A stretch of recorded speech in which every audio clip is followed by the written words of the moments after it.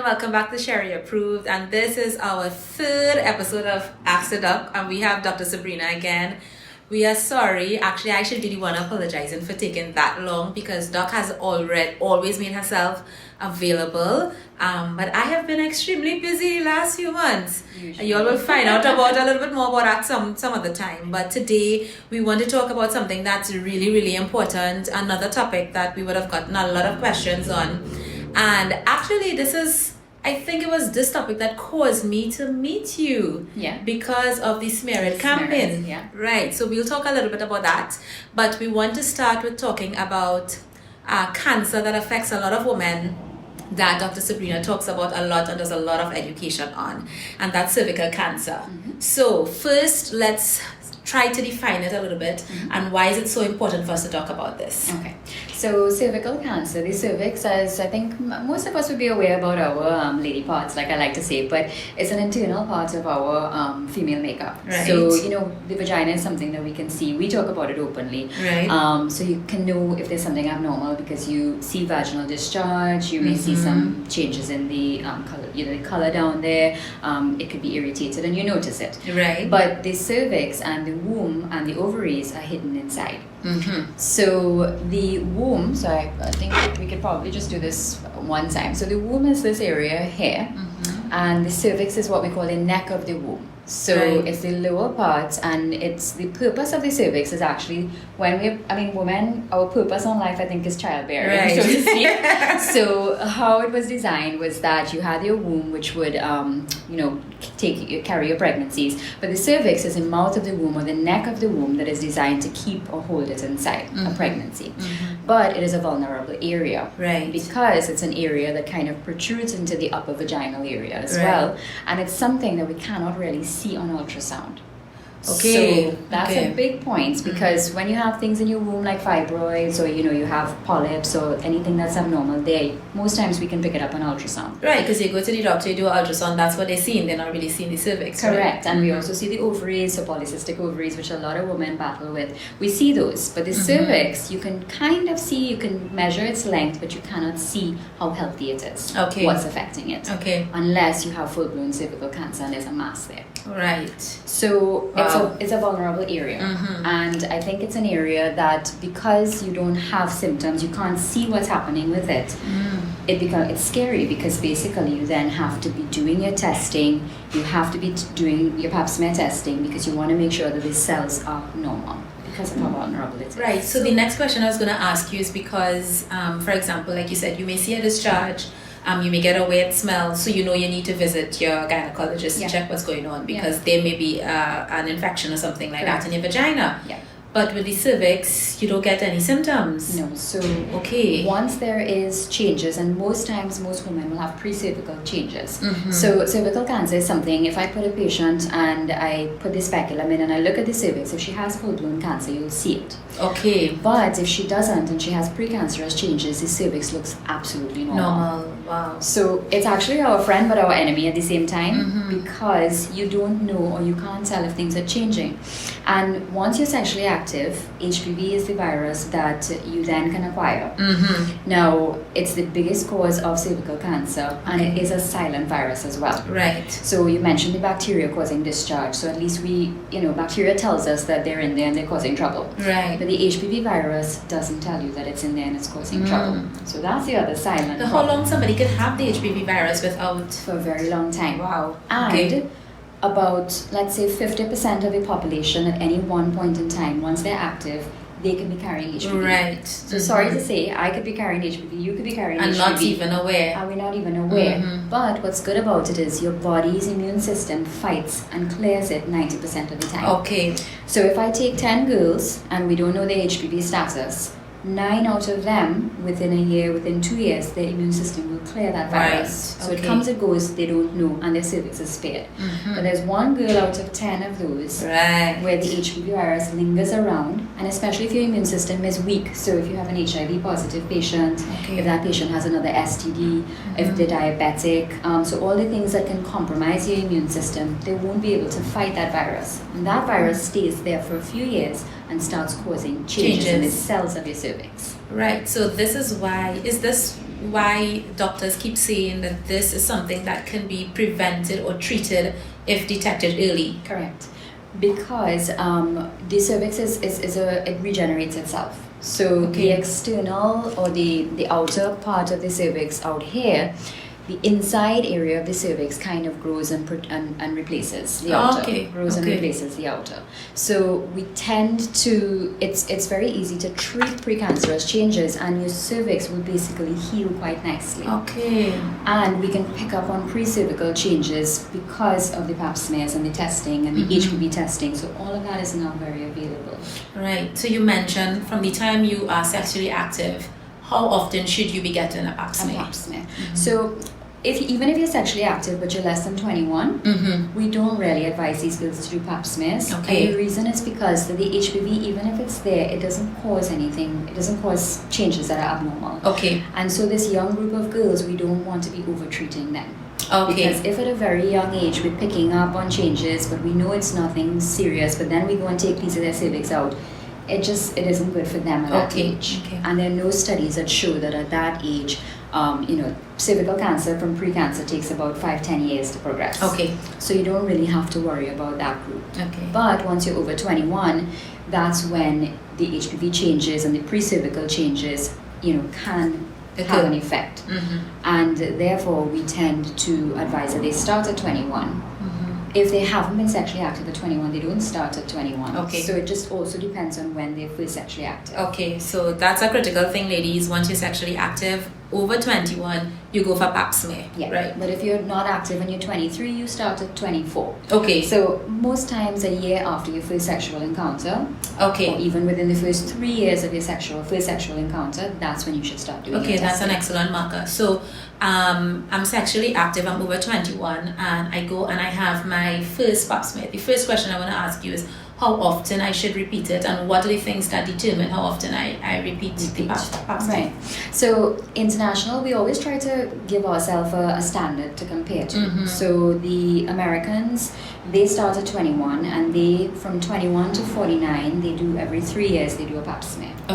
And when you reach 50 to 64, that age group does 5 years. Because as you get older, the HPV, I mean, we would have picked up on something earlier. So we allow these women to screen less frequently. So chances it's going to be every 3 years from 21 to 49. That's if you have not been showing any weight changes happening. Correct. If your results are normal. Correct. I always discuss she should be a doctor because she gets it. She gets medicine. So that's very important as well, because if there is a change, of course you're not going to then fall into that 3-year group. Right. We're going to have treatment, and then we're going to advise you to do pap smears more frequently. Right. If you've had treatment. So that's excellent. So then your doctor will tell you, listen, we saw something. What's the next step? Right. Because what could be some of the results that you may get from a pap smear? From a pap smear, right. So just let me finish with the screening. So once you're 65 and over, you can stop. Because your risk at that point is significantly reduced, and you would have had pap smears normal all your life, so all of a sudden you wouldn't have a cervical change. So you asked me about precancerous changes. Right. So they've said that we see some changes, but what could possibly be the changes that they see? Good. So the cells of the cervix, I mean, they basically when you look at the cells under a microscope, you see that they are quite normal in shape. Right. And then you have different grades of shape change.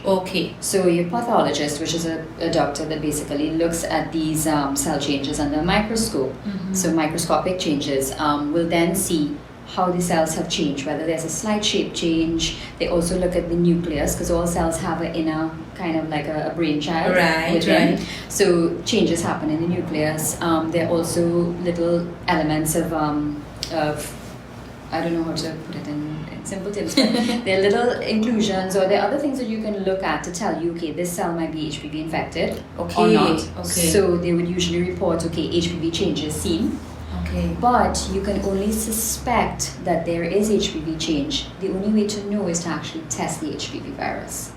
So if they see there are some changes, they will also do an HPV test. Your doctor will recommend doing that. Right, and because we previously didn't have HPV testing available, right, we have it now. I use the opportunity to do the testing because it can screen this girl. So let's say we look at her cells, they look a little irregularly shaped, but she's HPV negative. When we test her, she can fall into a more spaced so that will help you as the doctor determine how you advise the patient. I need to see you back in 6 months or a year or whatever. Correct. Okay. Because if you're HPV negative, you're less likely to have worrying changes. Inflammation, there are other things that can cause slight cell changes. Right. Okay. So you would also see those types of changes in a pap. Correct. And then you can get treatment. Yeah. So based on what you see, you can treat the inflammation, but the inflammation can change the cells, but it's not HPV or pre-cervical. Right. Yeah. Okay. So it's a HPV testing. They actually across the world now, debates are on as to whether they should primarily screen with HPV because pap smears are our screening mechanism, but now they're questioning, should we HPV screen? Just do the HPV one time and that will give you an indication, okay, should we move ahead to check this out? Correct. But then there are the downsides where HPV is expensive to test. It's not readily available in some of the third world countries. So, your screening protocol is based on what's available, cost, effectiveness. So that will take a while to kind of... But we have that testing available here in Trinidad, but right? we have it available. Okay, yeah, that's privately. Okay, so, not public hospitals. Yes. So the problem with the HPV testing is that it must be collected in your liquid-based pap smear.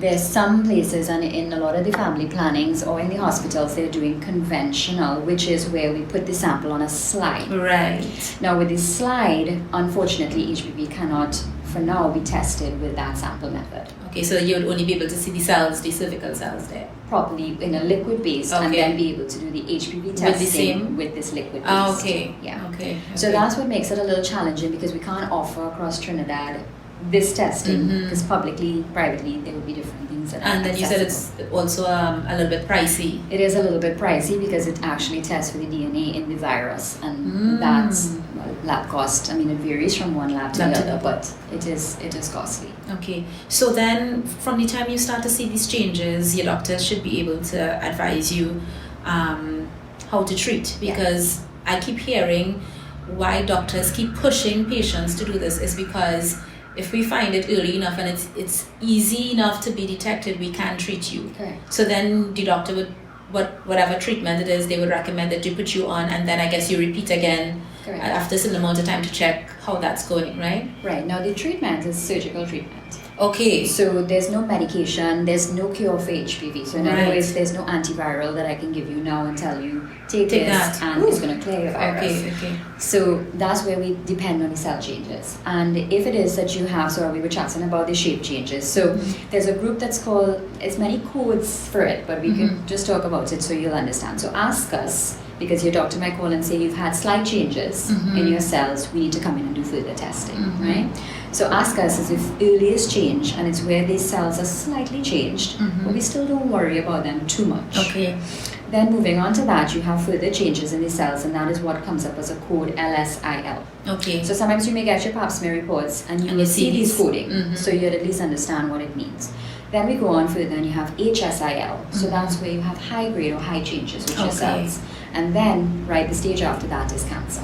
Okay. Right? Now, these coding is based also on the depth of the cervical cell change. Okay. So when they look at a tissue sample, they're able to tell you, okay, well, there's slight changes, there's more changes, there's much more changes. And then when you have a lot of thick changes in these different layers, cancer is your next step. So at what point of getting, which of those results would surgery be recommended? So that's a very good question again.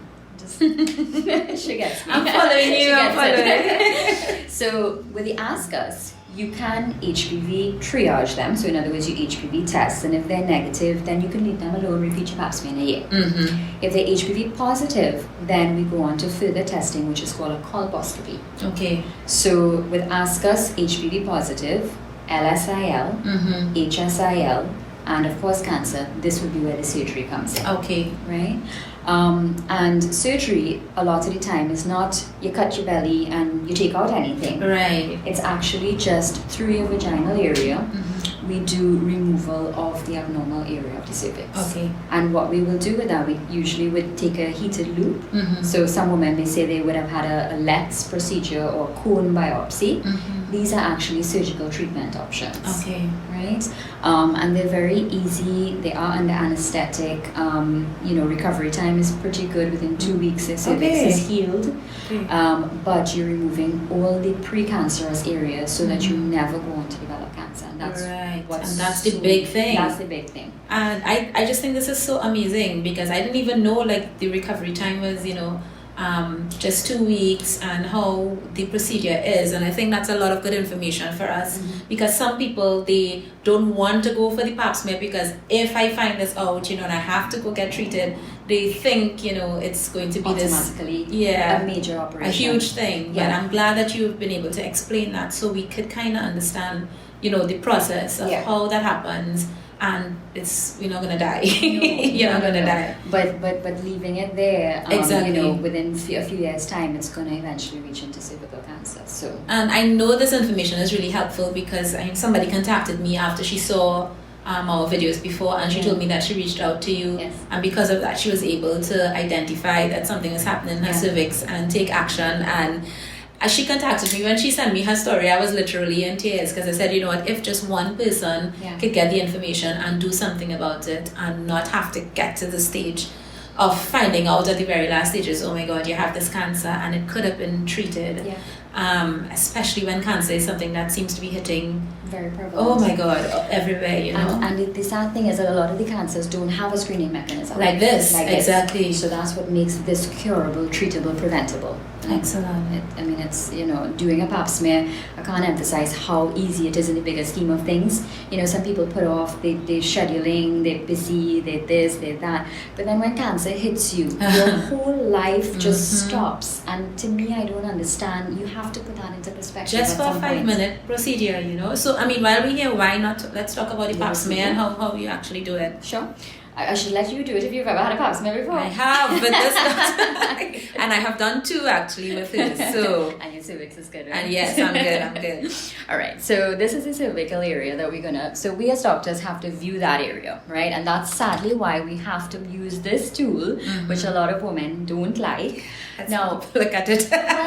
but it's small in the bigger scheme of things. A lot of the times there are metal versions of this, and I think that's what scares women. Okay. But so this is plastic. This is plastic, and this is single use, so it comes in a sealed sterile pack, one use and you discard. But and a lot of doctors I know invest in plastic because it's a better experience. It's less cold. The sizes are different, so we get a lot smaller, thinner sizes. Right. Whereas with the metal ones, it's basically more standard size. So this is not the smallest one. This could be the smallest one, but I've seen smaller ones. Okay. There are those just very virgin-like. But this is pretty small, and a lot of girls tolerate it. Okay. Because sometimes I get the comment, "Wait, the pap smear is finished," or "But that didn't pain," and last year. So we know that this is working. Okay. It's small. So this goes in, and basically it just allows us to open it a little. We have to put this up a little bit more. Right. So this goes in, and then it allows me to basically just see the cervix, which looks kind of like a pipe. I don't know the analogy, but there's an inner hole and there's an outer hole.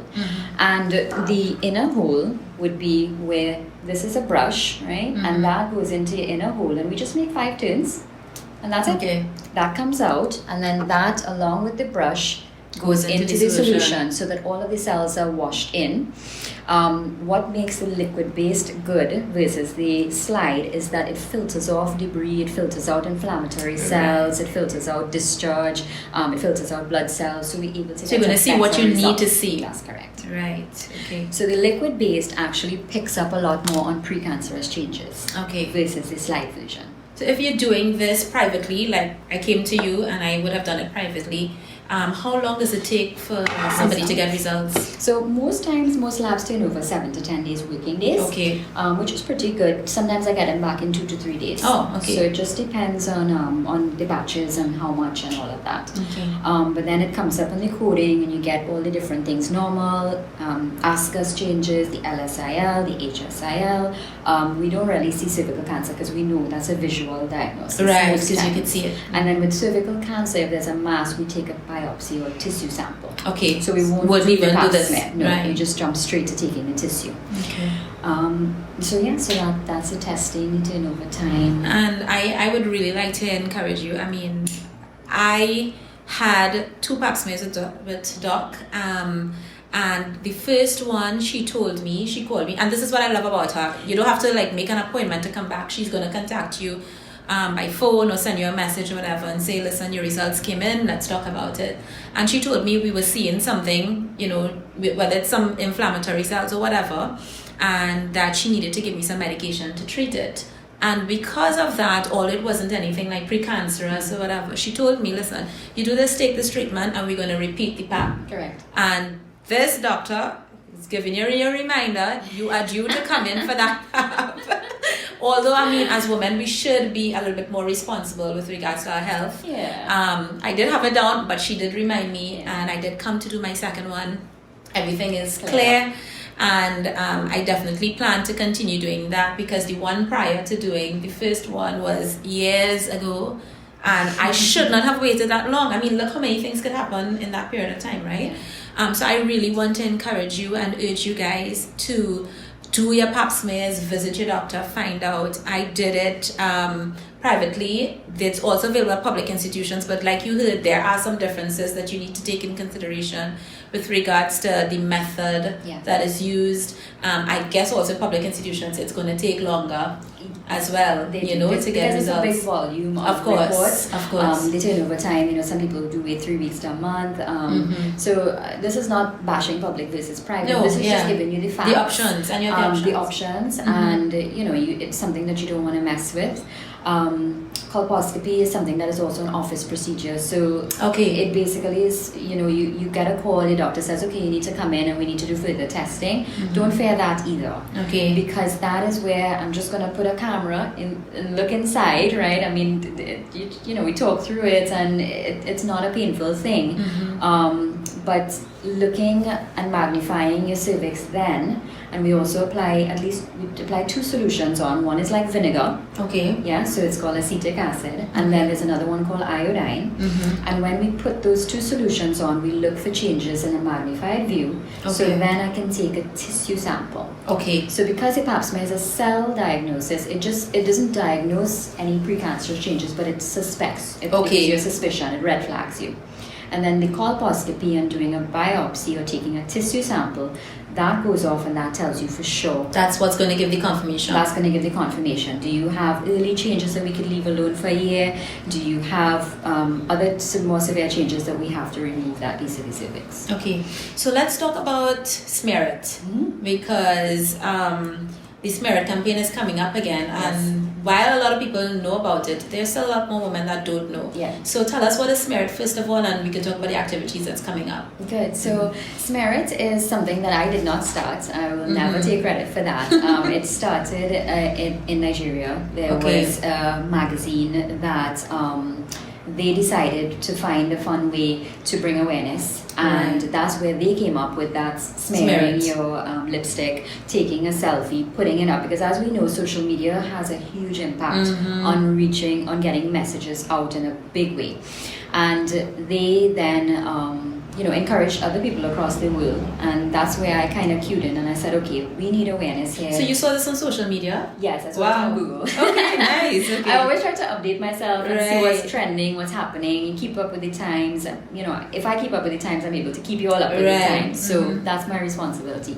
And they were doing this, and I just said, okay, Arlene, who does my makeup for so many, many years. I mean, these days she and I can't seem to schedule together because she's busy, I am busy. But she said, yeah, why not? So I went to her studio, and I said, I remember you showed up one day, right? Yeah, and I said, okay, you need to help me with this. Just smudge your lipstick. And she went, what? You know how Arlene is, right? Like, are you serious? That's not cute. Yeah. She was like, that's not cute.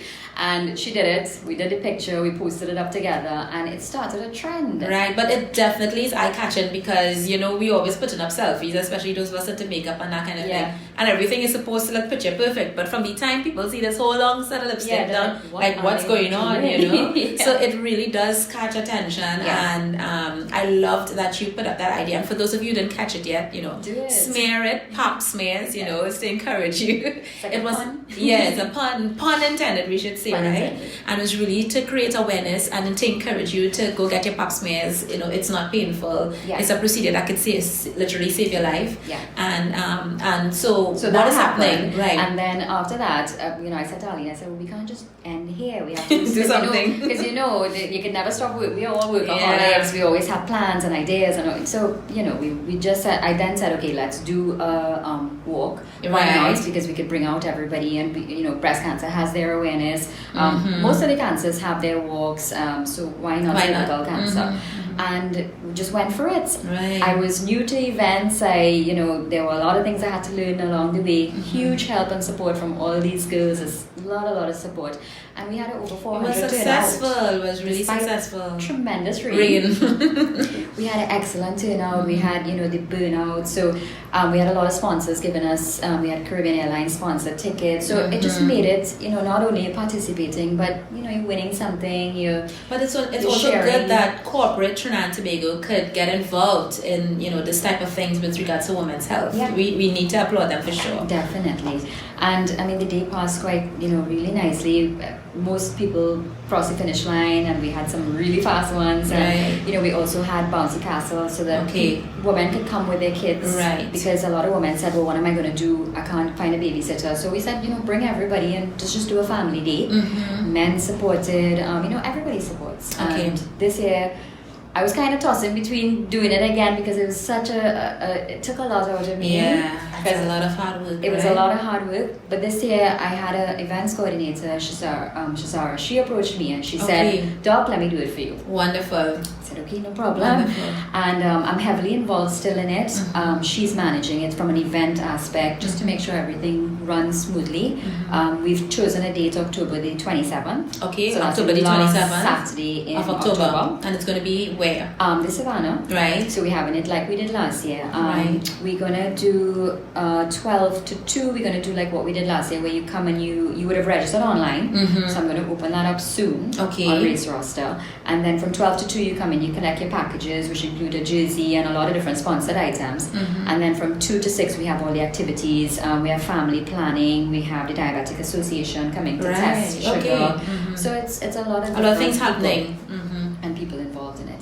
Okay, so that's definitely something to look forward to, and we want to encourage people. You know, you could be a part of the campaign. You could help somebody by raising awareness. Take a selfie with your lipstick smeared, put it up on Instagram or Facebook, tag me, Sheri, I actually still have my photo, and I'm going to do some new ones again because we are in these last 2 months of raising awareness. And we also created a frame on Facebook. Oh yes, right. So that was Shazara's brainchild. So if you go onto Facebook and you want to add the frame to your photo, what do you search? You search to smear it? When you click on your profile, frame change comes up, and you just click smear it or smear it. It's coming up, or floral frame, and you'll see it there. Great. I have already done mine. Doc has done hers, so you all need to change your frames. I will be checking. Let's see how many people is going to support, because we really want to flood social media and get your mom, your sisters, your aunts, your girl cousins, your besties, get everybody involved. And the point is to remind us, let's try to do our pap smears, because it's definitely a tool that can help save us a lot of heartache in the long run. Let's not lose anybody when we could prevent it. You know? And I think, are we forgetting anything, or you're good? Just the HPV vaccine. Yes. We'll talk about that. So it is available in all of our local health centers. It is also available privately, but there is a huge cost to it privately. So I suggest just go to the health center because it's readily available. They have, I found out from one of the nurses, the Gardasil 4. So that means that it covers 4 different types, because HPV has about 100 different types. Right. So it's another scary virus, because it's just, you know, AIDS, HIV. It's like mutating. It mutates, Right. So HPV has a lot of different types, but we have the one that covers HPV 16, 18, 41, 45. I guess those are the ones Those are the high-risk ones that cause cervical cancer, because, let me mention, HPV virus actually can cause genital warts. Right. Penile cancer. So men men don't get away, and that's why we vaccinate and encourage vaccination of boys. Right. Throat cancer, throat and neck cancer, vulval cancer, and vaginal cancer. Okay. So there are a few different things that HPV causes, and therefore getting the vaccine, you're strengthening your immune system to fight off different strains, different types, and prevent all these different things. all these other things that we don't cover as much as we should. Right. The cervical takes preference, but takes precedence, but all of this is still very much needed. And I think a lot of there were some bad news reviews about the HPV virus. Right, I was just going to tell you it has been controversial, right? Yeah. But Emily Anderson came down the other day and they did a presentation, a day with us. And they showed that I think there were over 200 million vaccines given across the world, not one serious bad outcome. Okay, wow. So the statistics are there that the vaccines are safe. Yeah. Okay. I mean, you have your reactions, just like any vaccine, you have irritation. So your young girl is, she's going to have a little irritation. She may feel some headaches, may get nauseous, but that is all temporary. Okay. And we advise that they start from 13. Okay. 12 to 13. Okay. We catch them, years before they start having sex, so that when they are exposed, their immune system is ready to fight. Because the whole point is to build the immune system against this particular virus. Correct. Good. I think we've given you guys more than a mouthful, a brainful of information. The good thing is the video is going to stay up. You can look at it over and over and over again. Share it, because the most important thing is not only getting the information out, but really educating ourselves. We can no longer say that we don't know and therefore use that as an excuse. So listen, here's to good health. And I'm hoping that you guys are going to comment below and let us know, have you had your pap smear? How was it? And encourage others, because from the time one person starts to talk about it, it's going to encourage somebody else. Yeah. And I want to thank Doc again for being with us. We will be with you again because we have so many things to talk about, so many questions keep coming, but we'll do it one at a time. I think so. Yes, definitely. And we look forward to seeing all of you at the Smear It on October 27th. Yeah. And you'll be seeing a lot more information about that. So thank you guys. Bye-bye.